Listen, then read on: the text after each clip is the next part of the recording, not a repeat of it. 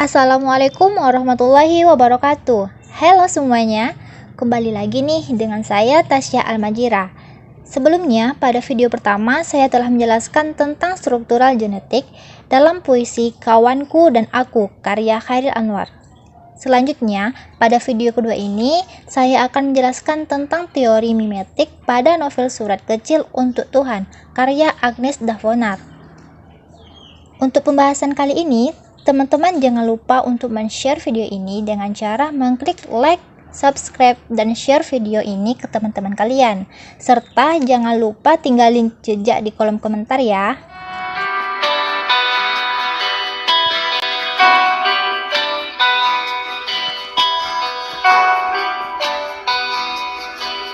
Sebelum kita membahas teori mimetik dalam Surat Kecil Untuk Tuhan, karangan dari Agnes Davonar, maka kita perlu mengetahui apa sih teori mimetik itu.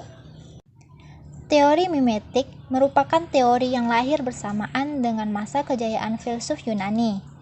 Orang yang berpengaruh terhadap lahirnya teori ini adalah Plato dan Aristoteles. Plato merupakan guru dari Aristoteles. Meskipun guru dan murid, keduanya memiliki pandangan yang berbeda. Plato memandang karya sastra sebagai sesuatu yang memiliki nilai lebih rendah daripada karya tukang kayu.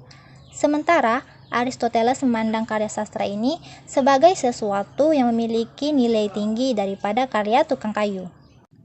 Mimetik berasal dari bahasa Yunani yang berarti tiruan. Dalam hubungannya dengan kritik sastra, mimetik diartikan sebagai sebuah pendekatan yang dalam mengkaji karya sastra selalu berupaya untuk mengkaitkan karya sastra dengan realitas atau kenyataan. Perbedaan pandangan Plato dan Aristoteles menjadi sangat menarik karena keduanya merupakan awal filsafat alam. Merekalah yang menghubungkan antara persoalan filsafat dengan kehidupan. Seperti yang sudah saya sebutkan sebelumnya, di video ini saya akan menjelaskan tentang teori mimetik dalam Surat Kecil Untuk Tuhan karya Agnes Davonar. Analisis pendekatan mimetik pada novel Surat Kecil Untuk Tuhan karya Agnes Davonar disusun berdasarkan sistematika pembahasan. Ada 4 sistematika pembahasan dalam novel Surat Kecil Untuk Tuhan ini. Yang pertama, ada identifikasi aspek sosial dalam novel. Yang kedua, ada analisis aspek sosial. Nah, yang ketiga, membuktikan aspek sosial sebagai untuk peniruan dari kehidupan nyata. Nah, yang terakhir, dapat menganalisis aspek sosial dalam novel Surat Kecil Untuk Tuhan karya Agnes Davonar yang dihubungkan dengan dunia nyata. Novel bestseller karya Agnes Davonar, Surat Kecil Untuk Tuhan diangkat ke layar lebar. Film besutan sutradara Haris Nizam ini telah dirilis mulai tanggal 7 Juli 2011 yang lalu. Film ini menceritakan kisah nyata Gisa Sesa Wanda Cantika atau disebut juga dengan Keke. Gadis cantik berusia 13 tahun ini mengidap kanker ganas yang jaringan lunak, rhabdomyosarcoma, yang pada saat itu baru saja pertama kali di Indonesia. Dalam novel Surat Kecil Untuk Tuhan karya Agnes Davonar dapat ditemukan beberapa masalah-masalah sosial. Novel ini menceritakan keprihatinan tokoh seorang ayah yang prihatin kepada anaknya yang bernama Keke. Adapun masalah-masalah sosial tersebut, yakni adanya seorang anak kecil yang menghina keadaannya.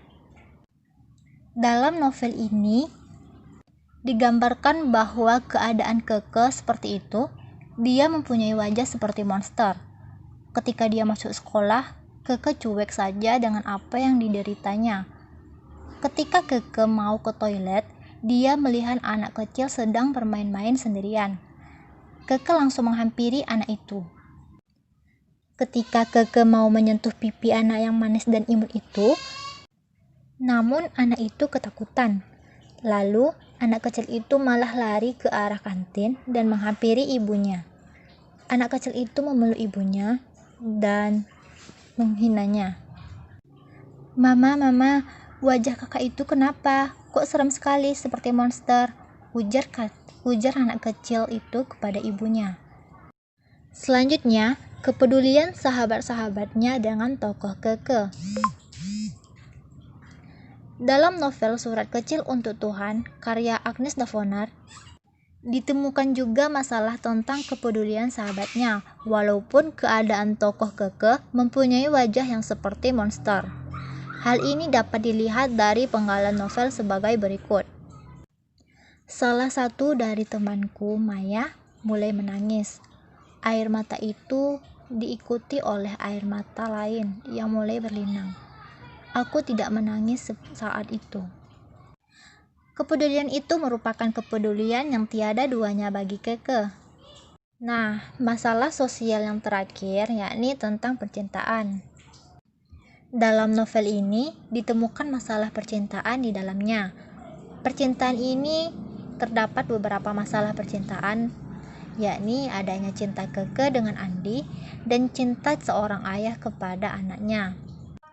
Pada cinta Keke dengan Andi, dalam novel ini, Keke sudah mengenal namanya cinta ketika ia masuk di SMP atau sekolah menengah pertama. Diceritakan kehidupan remaja SMP pada umumnya, nuansa sekolah yang penuh ceria dan tawa digambarkan di novel tersebut. Keke berkumpul bersama sahabat karibnya yang bernama Syifa, Fakda, dan Andini, Ayunda, Maya, Ida, dan Dinda. Canda dan gurau biasa mereka lakukan di kantin sekolah sambil menonton pertandingan futsal di sekolahnya. Saat istirahat usai, semua sahabat Keke masuk ke kelas, tetapi tiba-tiba Keke mimisan yang darahnya terus mengalir dari hidungnya. Baru awal sudah diperlihatkan tanda-tanda penyakit kanker itu datang. Lama-kelamaan, mimisan itu sering terjadi di setiap harinya, seperti tidak pernah terjadi apa-apa. Keke tetap senyum. Andi menghampiri Keke dan menyatakan cintanya. Tapi, Keke tidak menjawabnya hari itu. Ia bilang, "Aku akan ngasih jawaban ke kamu kalau kelopak bunga mawarku telah jatuh semua." Andi mengiyakan. Beberapa hari kemudian, Andi bertemu kembali dengan Keke, dan Keke menerima niat baik Andi untuk menjalani hubungan. Novel ini memang ditujukan untuk usia remaja yang kaya akan nuansa dengan artian kata cinta monyet. Kak, aku suka sama kamu.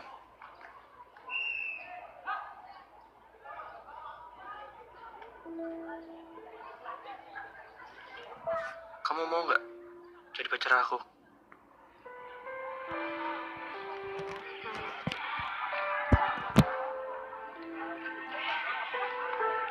Apa yang kamu suka dari aku?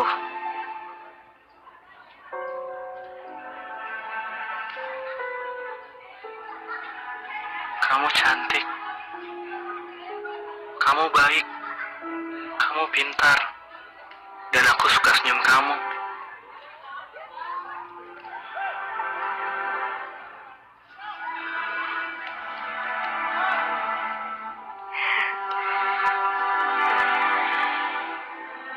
Aku bakal kasih jawaban ke kamu kalau kelopak bunga mawarku udah lepas semua. Nah, yang terakhir, cinta seorang ayah kepada anaknya. Dalam novel ini, sang ayah sangat mencintai anaknya. Dia selalu mencari cara untuk menyembuhkan anaknya itu. Sang ayah juga memakan obat-obatan herbal yang harus dimakan oleh anaknya. Hal ini dapat dilihat dalam pengalaman novel. "Tuh kan Keke, ayah juga makan," ujar sang ayah. Kasih sayang ayah terhadap anaknya menjadi pemandangan yang paling dominan di novel ini. Pasti setiap orang tua memiliki rasa itu. Bagaimanapun caranya agar anak bisa hidup bahagia, pasti orang tua lakukan. Tak mau menyerah, sang ayah terus berjuang agar Keke dapat lepas dari vonis kematian. Perjuangan sang ayah menyelamatkan putrinya begitu mengharukan. Keke yang menghadiri hidupnya akan berakhir, kemudian menuliskan surat kecil untuk Tuhan terakhir kalinya. Tuhan memberikan anugerah dalam hidupnya. Keke mampu bertahan bersama kanker itu. Itu selama 3 tahun lamanya, sebelum akhirnya ia menyerah dan pergi meninggalkan orang-orang yang ia cintai. Kisah hidup perjuangan Keke diangkat ke layar lebar pada tahun 2011 dan menjadikan film terlaris di tahun yang sama. Menjadikan kisah ini meraih beberapa penghargaan inspiratif dan tentunya menjadi inspirasi bagi siapapun yang menonton dan membacanya. Waktunya makan obat, Kak. Pahit, Pak. Mual, pengen muntah. Rasanya tuh gak enak banget.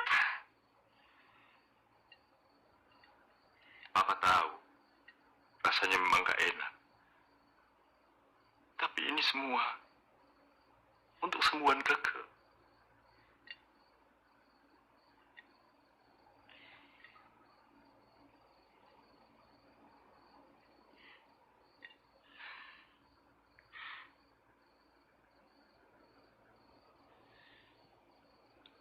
Kalau Keke mau,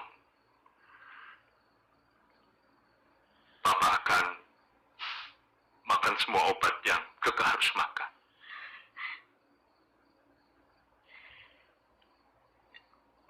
Papa akan jalani semua pengobatan yang harus Keke jalani.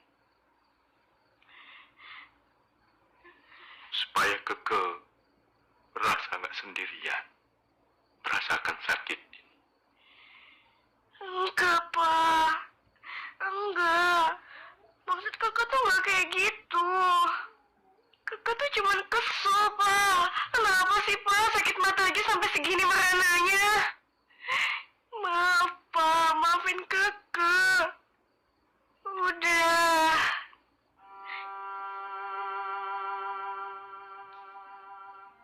Apapun sakitnya Keke, akan Papa cari obatnya. Manapun. Yang penting Keke sembuh. Papa janji, Kak. Nah, sampai di sini dulu penjelasan saya mengenai teori mimetik dalam novel Surat Kecil untuk Tuhan karya Agnes Davonar. Terima kasih. Wassalamualaikum warahmatullahi wabarakatuh.